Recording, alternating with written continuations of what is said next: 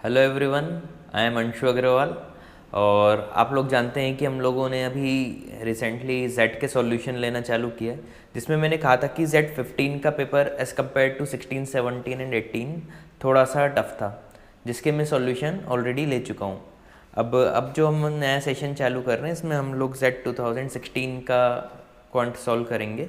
इसको भी हम दो पार्ट में सॉल्व करेंगे, क्योंकि मैं जेड का पेपर चाह रहा हूँ कि आप एक एक क्वेश्चन बहुत ध्यान से देखें और ध्यान से सॉल्व करें, ताकि आप जेड में ज़्यादा से ज़्यादा क्वेश्चन अटेम्प्ट कर पाएँ।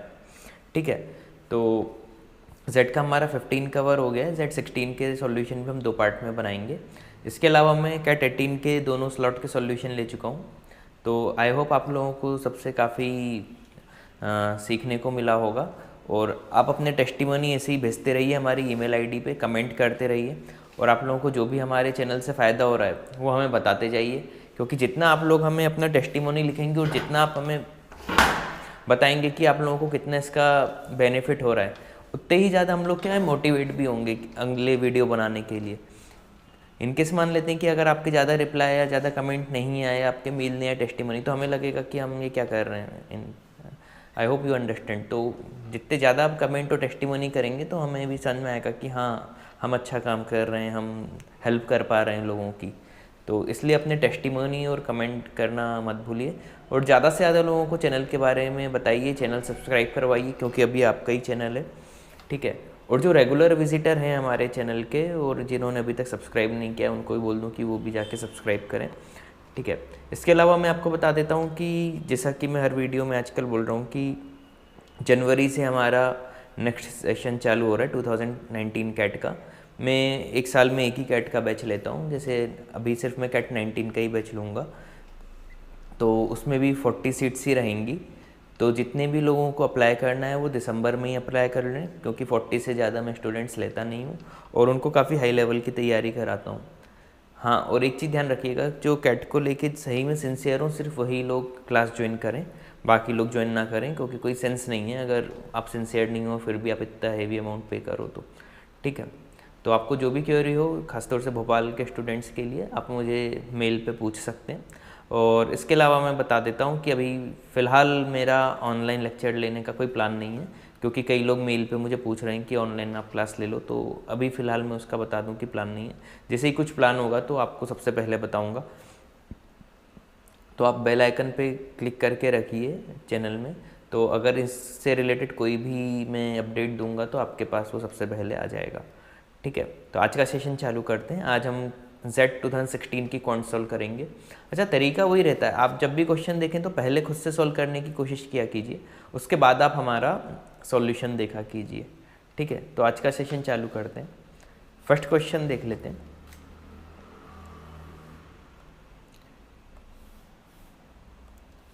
इन the figure below A B equal to A C equal to C D. अच्छा, ये डायग्राम ये मैं बना देता हूँ।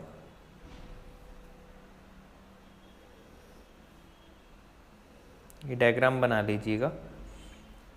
क्या था, A B see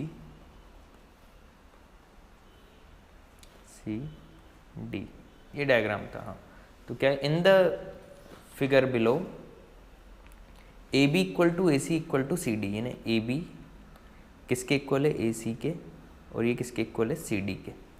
if angle A D B is 20 degree, A D B 20 degree, ये एंगल क्या दे दिया, 20 degree, then what is the value of B A D, ये पूरे एंगल की मुझे वैल्यू निकालनी है।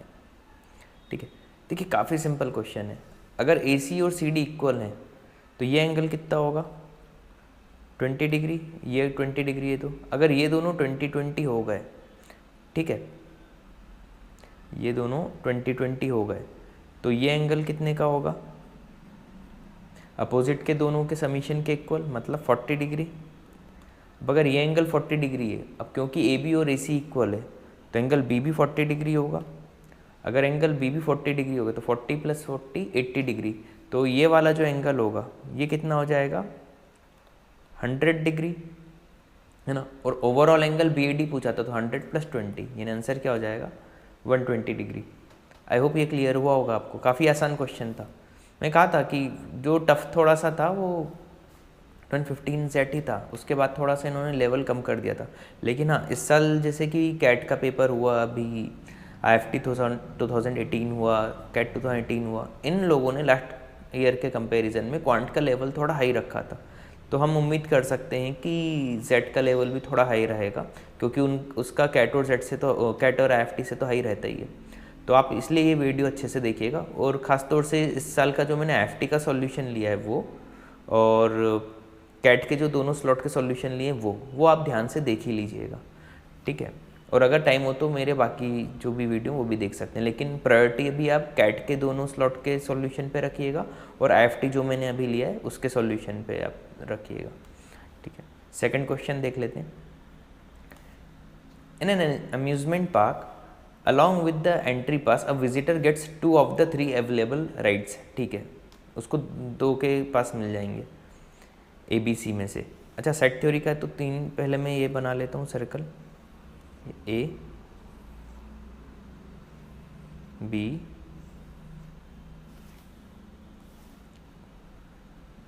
और एक क्या हो गया C, ठीक है। On a particular day 77 opted for ride A, यानी एक में क्या है टोटल 77, 55 ऑप्टेड फॉर B की वैल्यू क्या है 55, 50 ऑप्टेड फॉर C, ये क्या है 50 ऑप्टेड फॉर C। अच्छा, इनको आउट ऑफ 3 2 ही पास मिल रहे हैं ना, ऑल 3 का किसी के पास नहीं होगा, तो यहाँ पे तो मैं वैसे ही 0 लिख देता हूँ। आगे पढ़ लेता हूँ। 25 visitor opted both A and C का क्या है 25, तो ये वैल्यू क्या हो जाएगी 25। 22 ऑप्टेड फॉर AB क्या है 22, तो ये क्या हो जाएगा 22। Well no visitor opted for both B और C कोई ऑप्ट नहीं कर रहा है, यहाँ पे क्या लिख दूंगा 0। अब अगर ध्यान दें तो A वाले पूरे सर्कल की वैल्यू 77 है, जिसमें 25 और 22 आ चुका है, मतलब 47 आ चुका है, बचा क्या 30, यहाँ पे मैं 30 लिख देता हूँ। इसी B में 22 आ चुका है, 55 करने के लिए यहाँ पे मुझे 33 लिखना पड़ेगा। इसी C में 50 में से 25 आ चुका है, बचा क्या 25, ये वैल्यू मैंने फिल कर दी। आगे क्या लिखा हुआ है 40 visitors did not opt for ride A और B और बोथ। अच्छा, 40 कोई भी राइड ऑप्ट नहीं कर रहे हैं, ना A ना B या दोनों भी, तो अभी हमारे सर्कल के हिसाब से हमने से 25 ही लिखा हुआ है जो ये वैल्यू है, लेकिन इन्होंने क्या किया लिखा है 40, मतलब अभी 15 लोग और होंगे जो ये नहीं कर रहे, तो 15 कहाँ आएगा बाहर, यानी ये लोग C राइड भी ऑप्ट नहीं कर रहे होंगे, ठीक है। अब बोला कि कितने लोगों के पास उस दिन एंट्री पास था, ठीक है, इन सब का एडिशन करके देख लेते हैं। तो इन सब का एडिशन क्या हो जाएगा 30 + 22 + 25 + 33 + 25 + 15, इन सबको ऐड करके रिजल्ट क्या आ जाएगा, ये कितना हो गया यहाँ से यहाँ तक 77 + 3 80 + 10 30 + 30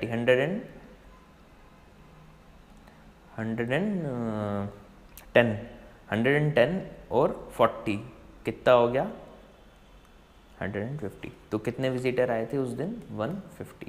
तो सेकंड क्वेश्चन का आंसर क्या हो जाएगा 150। आई होप ये भी क्लियर हुआ होगा आपको। Third, triangle ABC and XYZ are equilateral triangles of 54 centimetre side, ठीक है, इक्विलेटरल ट्रायंगल है 54 सेंटीमीटर इसकी साइड है, ठीक है। ऑल स्मॉलर ट्रायंगल्स, ये जितने भी दिए हुए हैं ये सब भी इक्विलेटरल ट्रायंगल हैं। तो एरिया हमें बताना है MNOP QRM, मतलब मुझे ये पार्ट का एरिया बताना है, ठीक है। अब ध्यान से देखिएगा, अगर मैं एक ट्रायंगल के एरिया में से 3 छोटे ट्रायंगल का एरिया माइनस कर दूं तो ये बीच वाले पार्ट का एरिया आ जाएगा, ठीक है। अब ये साइड कितनी होंगी छोटे छोटे ट्रायंगल की, देखिए 3 पार्ट में डिवाइडेड है, यानी 54 अगर ओवरऑल साइड थी तो हर पार्ट की साइड क्या होगी 18 की, है ना। अब area of triangle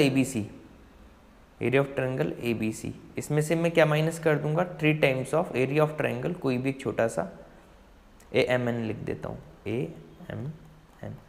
area of triangle ABC क्या होगा √3/4 A स्क्वायर मतलब 54 स्क्वायर माइनस 3 इंटू, ये छोटे छोटे ट्रायंगल्स का एरिया क्या होगा √3/4 इंटू A स्क्वायर, इस बार A स्क्वायर क्या हो जाएगा 18 स्क्वायर। सॉल्व कर लेते हैं, √3/4 कॉमन आ गया अंदर क्या बचेगा, 18 स्क्वायर भी कॉमन ले लेता हूँ, अंदर क्या बचेगा 3 स्क्वायर -1 मतलब 9 - 1 8, यहाँ पे आ गया 2। 18 का स्क्वायर कितना होता है 324, 324 इंटू 2,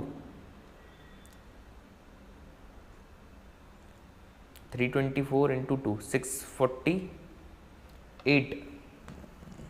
आई थिंक कुछ गड़बड़ हो गई, 18 स्क्वायर इसमें से कॉमन निकालता हूँ, अंदर क्या जाएगा 3 स्क्वायर -3, सॉरी 3 स्क्वायर -3 बचेगा, 3 स्क्वायर -3 है ना, 9 - 3 6 बचेगा, ठीक है 6 बचेगा। तो अब सॉल्व कर लेते हैं, क्या हो जाएगा 6/4 इंटू 18 स्क्वायर 324 इंटू √3, ठीक है। अब सॉल्व करते हैं तो 2 2 जो ये 3 टाइम जाएगा, 162 इंटू 3, ये क्या आ जाएगा 486 √3।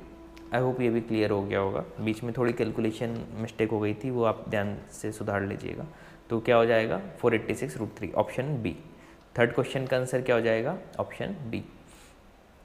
नेक्स्ट देख लेते हैं, fourth.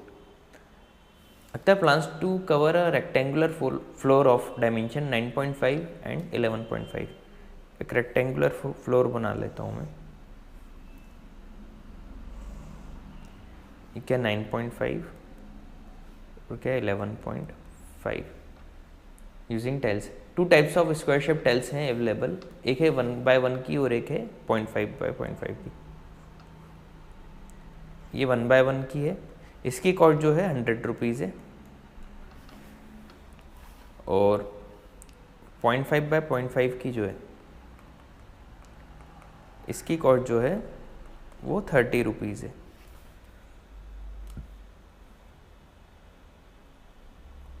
The tiles can be cut if required, tiles को वो कट भी कर सकता है। What will be the minimum cost, ठीक है। मिनिमम कॉस्ट के लिए हम देख लेते हैं कि हम मैक्सिमम कौन सी टाइल्स लगाएं, हमें कौन सी सस्ती पड़ेगी, 1/1 वाली बनेगी सस्ती की 0.5/0.5। ऐसे देखने में 0.5/0.5 लग रहा है, लेकिन अगर ध्यान दें तो 1/1 में ऐसी 4 टाइल्स बन जाएंगी 0.5/0.5 की, है ना। तो 4 बनेंगी, 30 4 120, मतलब एक 1/1 की लगाना मुझे ज़्यादा मिनिमम कॉस्ट पड़ेगा बजाय 0.5/0.5 की, क्योंकि वो 20 रुपीज़ महंगी पड़ेंगी। तो मैक्सिमम मेरी क्या कोशिश रहेगी कि मैं 1/1 की लगाऊं। तो जैसे ये 11 तक तो मैं 1/1 की लगा लूँ ऐसे में, है ना, मान लेते हैं ऐसे लग गई, और ऐसे ये इधर 9 तक मैं लगा लूँ 1/1 की। तो यहाँ से यहाँ तक इसने कितना 9 मान लेते हैं यूनिट्स कवर कर लिया, मीटर, और यहाँ से यहाँ तक इसने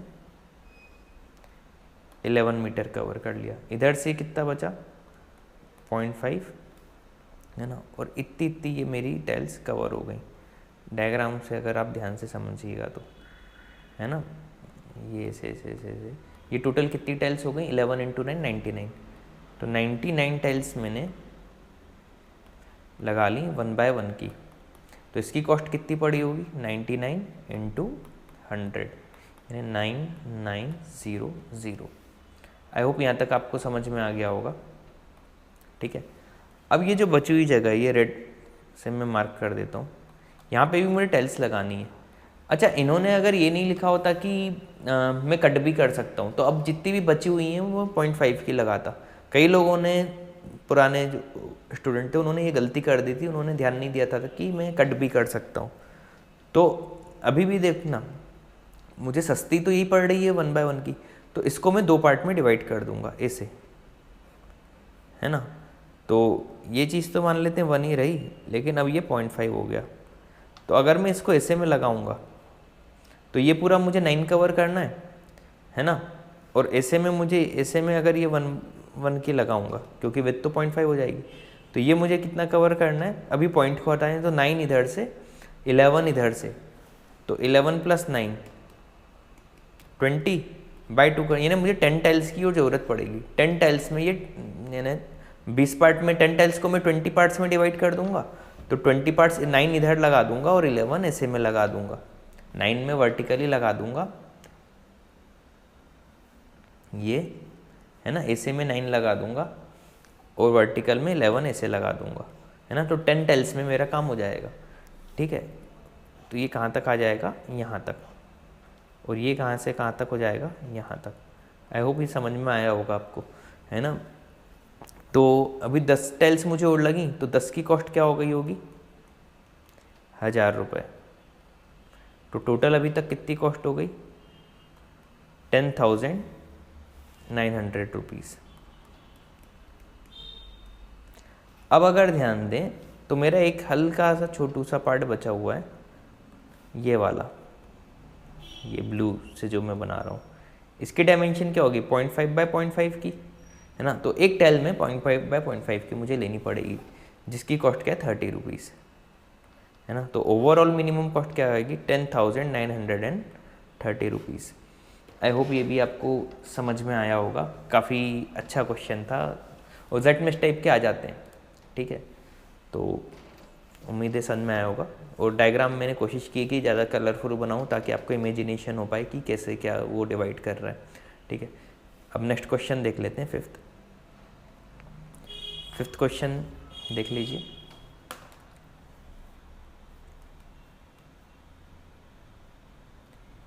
ABCDEF compared their marks among themself, ठीक है।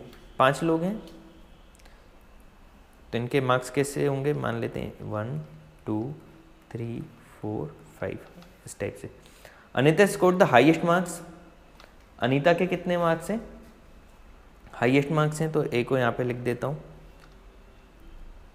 B scored more than D, B के मार्क्स डी से ज़्यादा हैं, ठीक है, अपने हिसाब से कहीं लिख लेता हूँ, लेकिन कहाँ लिखना है अभी ये मैं नहीं बता सकता।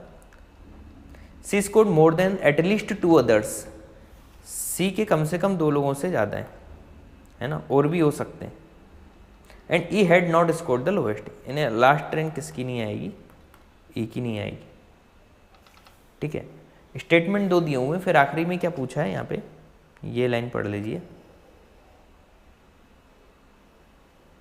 विच of the following statements would be sufficient to identify the one with the lowest mark, ठीक है। ध्यान दीजिएगा, मुझे पूरा अरेंजमेंट नहीं करना है, मुझे सिर्फ इतना बताना है कि लास्ट रैंक किसकी आई थी, ठीक है।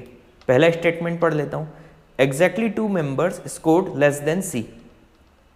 तो अगर इसको मैं मान के चलता हूँ, है ना, कि सिर्फ 2 ही हैं, तो देखिए सी को मैं यहाँ पे लूँगा, है ना, सी के नीचे 2 हैं, तो अच्छा लोएस्ट मार्क किसके होंगे, ए और बी के तो हो नहीं सकते, और सी के भी हो नहीं सकते। कितने लोग हैं, ए, मैं ये बता देता हूँ, ABCDEF। पहले अपन थोड़ा सा इधर साइड से दिमाग लगा लेते हैं, क्योंकि इसने लोएस्ट मार्क्स की बात की थी, ABCDEF। ए तो टॉप पे, तो ए के हाईएस्ट नहीं हो सकते, बी ऑलरेडी डी से बड़ा है तो बी भी लोएस्ट नहीं होगा, सी ऑलरेडी 2 से कम बड़ा है तो सी भी लोएस्ट नहीं हो सकता, ई उन्होंने वैसे ही बोल दिया कि लोएस्ट नहीं है, तो ई भी नहीं हो सकता। मतलब अब आखिरी में जो आएगा लोएस्ट मार्क, या तो डी होगा यहाँ पे या एफ होगा, ये तो मैं श्योर हूँ, ठीक है। अब ध्यान देख लेते हैं, बोल रहा है कि सी के, पहला स्टेटमेंट क्या था, सी के एग्जैक्टली 2 लोगों से स्कोर ज़्यादा है, ठीक है। तो अगर डी या सी यहाँ पे लूँगा तो 2 लोगों में यहाँ पे एक तो डी या एफ हो जाएगा, लेकिन अभी भी डी या एफ में मैं कंफर्म बता नहीं सकता, क्योंकि इधर बी और डी की कंडीशन भी सेटिस्फाई हो सकती है। तो एग्जैक्टली 2 में मैं बता नहीं पाऊँगा कि लोएस्ट किसके हैं, क्योंकि वो डी भी आ सकता है और एफ भी आ सकता है। तो पहले से तो मैं नहीं बता पा रहा, इसको क्रॉस कर देता हूँ। सेकेंड पॉइंट देखता हूँ, इसको ब्लू कलर से देखते हैं। E and F score the same marks. अब यहाँ पे इसने एक हिंट दे दी, ई और एफ के अगर सेम है तो इन्होंने कहा था अगर ई के लोएस्ट नहीं है तो अब एफ के भी लोएस्ट नहीं हो सकते, और हमने अपनी कंडीशन के हिसाब से बात की थी कि लोएस्ट किसके होंगे, या तो डी के होंगे या एफ के होंगे। तो अगर एफ का अब लोएस्ट नहीं है तो लोएस्ट किसका होगा, डी का। तो सेकंड स्टेटमेंट से ही मेरा आंसर आ गया। तो इस क्वेश्चन का आंसर क्या होगा, स्टेटमेंट 2 ओनली, जो कि ऑप्शन बी में लिखा हुआ है। आई होप ये भी क्लियर हुआ होगा, काफ़ी आसान था। मैं कहा ना, अगर आप 15 का मेरा वीडियो देखना, जेड का 2015 का, और 16 का देखना। 15 में आपको एक एक क्वेश्चन में बहुत ज़्यादा मेहनत करनी पड़ रही थी, वहीं 16 में अपन को इतनी ज़्यादा मेहनत नहीं करनी पड़ रही। 6th क्वेश्चन देख लेते हैं क्या लिखा हुआ है। Rani bought more apples than oranges, ठीक है, रानी ने एप्पल ज़्यादा खरीदे हैं ऑरेंजेस से, ऑरेंजेस को मैं बी से नोट कर लेता हूँ। She sells apple at 23 rupees and makes profit 15%। Cost price of apple क्या हो जाएगी, प्रॉफिट कितने का हो, 15%, 1/23। 23 5 1, कॉस्ट प्राइस ऑफ एप्पल कितनी हो जाएगी 20 रुपीज़, ठीक है। और ऑरेंज 10 रुपये पर पीस बेच रही है और ऑरेंज को अपन ने बी माना हुआ है, तो इसमें प्रॉफिट कितने का है 25%, यानी 5/4 इज इक्वल टू 10। तो कॉस्ट प्राइस ऑफ ऑरेंज क्या हो गई 8 रुपीज़। यहाँ से तो ये सीधे सीधे पहले निकाल ही लेते है ना, आगे पढ़ते हैं। If she gets 653 after selling all the apples and oranges, ठीक है। मान लेता हूँ ए एप्पल है, ए इंटू कितने रुपए में एक एप्पल था 23, तो 23 प्लस बी इंटू एक ऑरेंज का प्राइस कितना था 10 इज इक्वल टू कितने रुपए में बेचा है 653। तो यहाँ से बी की वैल्यू अगर निकालना चाहूँ तो क्या आ सकती है 653 माइनस 23A अपॉन 10। अब ध्यान दीजिएगा, इस टाइप के मैंने वैसे भी पहले काफ़ी क्वेश्चन कराए। ए की मैं ऐसी वैल्यू लूँगा जिससे यूनिट प्लेस पे 0 आ जाए और बी निकल आए। एक तो ए इज इक्वल टू 1 हो सकता है, ठीक है। ए इज इक्वल टू 1 अगर होगा तो 653 में से 23 माइनस कर दूंगा, कितना आएगा 630 अपॉन 10 63। बी कितना आ जाएगा 63, लेकिन ऊपर हमें क्या दिया हुआ है ए की वैल्यू ज़्यादा होनी चाहिए बी से।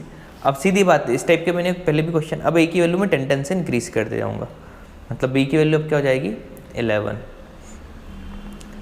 अच्छा, ए की 10 से इंक्रीज होगी और बी की 23 से कम होते जाएगी,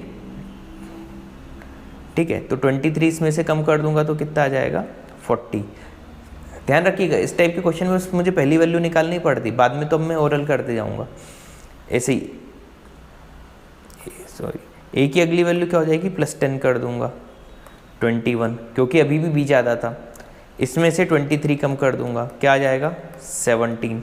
अब देखिए यहाँ पे एप्पल ज़्यादा हो गए ऑरेंजेस से, मतलब एप्पल 21 है और ऑरेंजेस कितने हैं 17।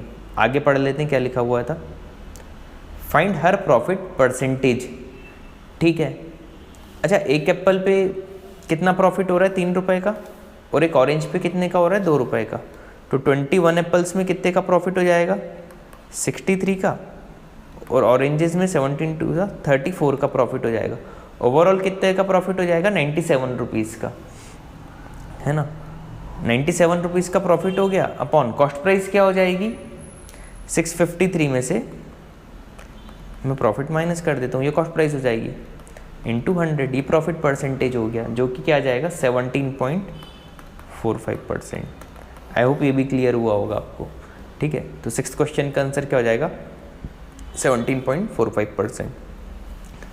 7th क्वेश्चन देख लेते हैं। Consider set of numbers 1 3 3 square 3 cube up to 3 to the power 100, ratio of the last number क्या हो जाएगा 3 की power 100, and the sum of the remaining number मतलब 1 + 3 + 3 square plus 3 to the power 99। नीचे GP है, जीपी के summation का formula लगा देते हैं। क्या होता है ए आर की पावर n क्या है 100 -1 अपॉन, ये अपॉन ऊपर से लेगा r -1 3 - 1 2, 3 की पावर 100 और 3 की पावर 100 -1 ऑलमोस्ट सेम होगा, तो इससे अगर ये मैं कैंसिल कर दूँ तो अप्रॉक्सीमेट वैल्यू क्या आएगी 2। तो इसमें आंसर क्या हो जाएगा 7th का ऑप्शन बी। काफ़ी आसान था, ठीक है। अच्छा, एक चीज़ और मैं आपको बता दूं, ध्यान से सुनिएगा। Z15 के बीच में ही मैंने कहा था कि अगर Z प्रोग्रेशन के क्वेश्चन पूछता है, अर्थमेटिक प्रोग्रेशन, ज्योमेट्रिक प्रोग्रेशन, तो वो काफ़ी आसान पूछता है। तो कम से कम अभी भी जो दिन बचे हुए हैं आप अर्थमेटिक और ज्योमेट्रिक प्रोग्रेशन के बेसिक क्वेश्चन तो कर ही लीजिएगा, ठीक है। 8th क्वेश्चन फंक्शन का आ गया, कैट में भी देखिए इस टाइप का आता ही है और जेड में भी ये दिख ही रहा है। f1 1 दिया हुआ है और हमें एक क्या दी हुई है condition f(x) = 2x + f(x - 1)। f31 पूछा है, x की वैल्यू 2 रख के देख लेते हैं पहले। f2 क्या हो जाएगा 2 × 2 4 + 2 - 1 f1 की वैल्यू 1 5।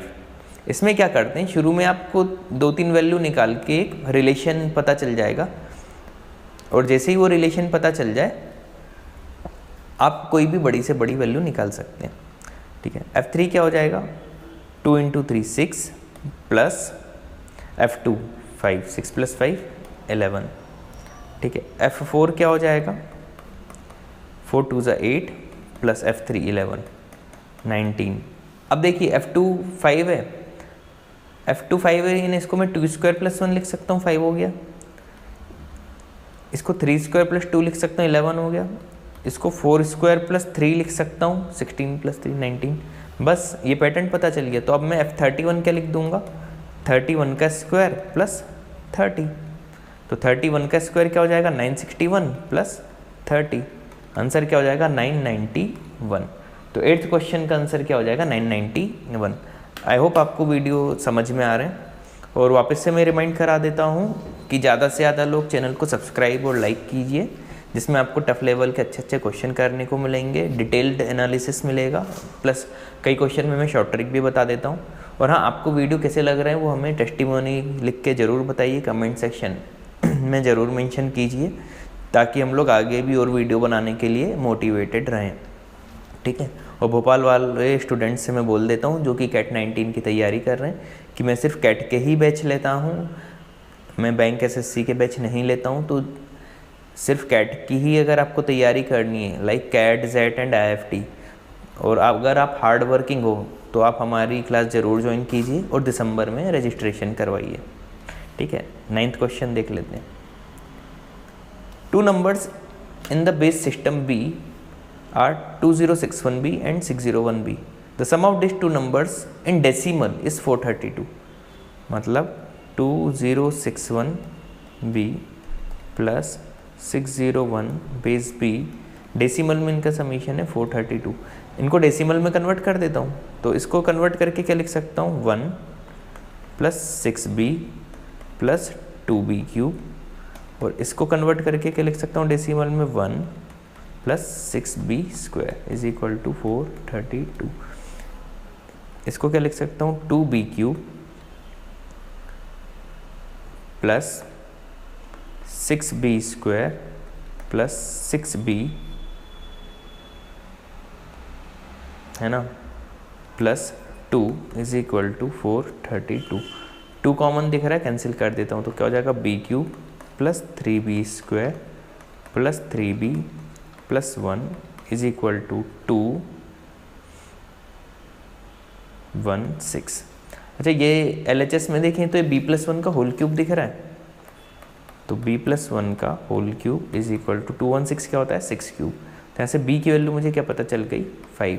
मतलब ये कौन से बेस में बात कर रहे हैं, बेस 5 में। ठीक है। अब क्या बताना है, what is the value of 1010 in base B decimal system में। मुझे किसकी वैल्यू बतानी है, 1010 जो कि बेस 5 में है, इसकी डेसिमल में। तो क्या हो जाएगा, 0 प्लस 1 इंटू 5 प्लस 1 इंटू 5 का क्यूब, तो 5 क्यूब 125 प्लस 5 130। तो 9th क्वेश्चन का आंसर क्या हो जाएगा, 130। आई होप ये भी आपको समझ में आया होगा। काफ़ी आसान है इस बार जेट के। बस ये लोग क्या करते हैं कि सब टॉपिक कवर कर लेते हैं, तो आपको हर टॉपिक का नॉलेज होना थोड़ा सा ज़रूरी है। 10th question, a water tank has m inlet pipes and n outlet pipes. An inlet pipe can fill tank 8 hours में, आउटलेट पाइप क्या कर रहा है, एम्प्टी कर रहा है 12 आवर्स में। सभी पाइप को ओपन कर दिया तो टैंक क्या हो रहा है, 6 आवर्स में फिल हो रहा है। तो इसको मैं क्या लिख सकते हैं, इक्वेशन क्या बनेगी, m/8 minus n/12 is equal to 1/6। Plus का 1/6 इसलिए क्योंकि फिल हो रहा है। m और n का रेशियो पूछा है, ध्यान से देखें तो पॉसिबल ही नहीं है निकालना, बहुत सारी वैल्यू हो सकती हैं। तो ज़्यादा इसमें टाइम खराब ना करते हुए इसका आंसर क्या लगा दें, नन ऑफ दीज। ठीक है। तो 10th का आंसर क्या जाएगा, नन ऑफ दीज। 11th देख लेते हैं। अच्छा, 11th क्वेश्चन भी ध्यान से देखिएगा, इसमें इन्फॉर्मेशन कुछ ज़्यादा ही दी हुई थी, लेकिन पूछा जो चीज़ें वो काफ़ी आसान पूछी। इस टाइप के क्वेश्चन आप लोग काफ़ी बार कर चुके होंगे, एक बार पढ़ के बता देता हूँ। Company ABC starts an educational program in collaboration with institute XYZ। As per agreement ABC and XYZ share profit 60:40 के रेशियो में लेंगे। इनिशियल इन्वेस्टमेंट 1 लाख का लगा ABC का, उसका रनिंग कॉस्ट जो है वो 400 पर स्टूडेंट जो बियर कर रहा है वो XYZ कर रहा है। ठीक है। और हर बच्चे से ये लोग फीस कितनी ले रहे हैं, 2000 प्रोग्राम की। और मिनिमम कितने स्टूडेंट होंगे कि ये प्रॉफिटेबल प्रोग्राम हो जाए। फिर इसमें बोला assuming ABC want to recover its investment in the very first year and the program has no seat limit. देखिए एक तो 60:40 के रेशो की इसमें क्वेश्चन में ज़रूरत नहीं थी क्योंकि प्रॉफिटेबल बनाना है, तो उसमें वो डिवाइड की ज़रूरत नहीं थी, और एक आखिरी लाइन की ज़रूरत नहीं थी क्योंकि 1 साल, इसमें टाइम की कोई बात नहीं की कि प्रोग्राम कितने साल का है। तो सिर्फ अगर अपन बात करें कि कॉस्ट कितनी लग रही है, तो टोटल कॉस्ट इनकी जो लग रही है वो क्या लगी है, एक तो लगी है इनकी 1 लाख रुपए, प्लस मान लेते हैं एक्स स्टूडेंट हैं तो 400x, ये टोटल कॉस्ट लगी। और इनको रिसीव कितना हो रहा है, 2000 एक स्टूडेंट से ले रहे हैं, तो x से कितना लेंगे 2000x, ठीक है। अब प्रॉफिटेबल होगा मतलब 2000x जो होगा इसकी वैल्यू ज़्यादा किससे होनी चाहिए, 1 लाख प्लस 400x से। तो इसको सॉल्व करेंगे तो क्या आएगा, 1600x की वैल्यू किससे ज़्यादा होनी चाहिए, तो x इज ग्रेटर देन, यहाँ से सॉल्व करके क्या आ जाएगा 62.5, ग्रेटर देन और इक्वल टू भी बोल देता हूँ, ठीक है। तो मिनिमम कितने स्टूडेंट होने चाहिए, 62.5 से ज़्यादा, मतलब अगर स्टूडेंट है तो वैल्यू क्या आ जाएगी 63। तो ए ऑप्शन में ही दिख रहा था। क्वेश्चन नंबर 11 का आंसर क्या हो जाएगा, ऑप्शन ए। आई होप ये भी आपको क्लियर हुआ होगा। 12th क्वेश्चन देख लेते हैं। 4 persons walk from point A to D, मान लेते हैं कोई भी पॉइंट में बना लेता हूँ ए से, A B C D, ए को C से ज्वाइन कर देता हूँ, इसको D से, ये मैं मान लेता हूँ A, B से C की C D, इसको मैं E बोल देता हूँ और इसको मैं AC को F बोल देता हूँ। अब पढ़ लेता हूँ। The one following ABCD takes 70 minutes, फिर एक का 45 एक का 30 दिया हुआ, लास्ट पर्सन को 65 लग रहा है। अब सबकी स्पीड सेम बोल दी, तो मैं मान लेता हूँ कि सबकी स्पीड 1 मीटर पर मिनट है ना, तो इससे मुझे आसानी हो जाएगी। अब वापस से पढ़ लेता हूँ। एक कौन सा रूट ले रहा है, ABCD, यानी A plus B plus C, कौन सा रूट है, A plus B plus C, इसकी वैल्यू क्या है, कितना टाइम ले रहा है 70 मिनट्स, तो इसको मैं वो लिख लेता हूँ 70। इसके बाद अनदर पर्सन 45 मिनट्स ABD मतलब A प्लस E, ये क्या लिखा है इन्होंने 45। एक 30 मिनट्स ACD यानी F प्लस C, ये कितना है 30। और एक ले रहा है ACBD, AC मतलब F plus B plus C, ACBD, इसमें कितना टाइम लग रहा है 65। तो how long will it take to go from point B to C, मतलब मुझे B की वैल्यू बतानी है, ठीक है। अब इनको आपस में सॉल्व करके देख लेते हैं कि B की क्या आ सकती है।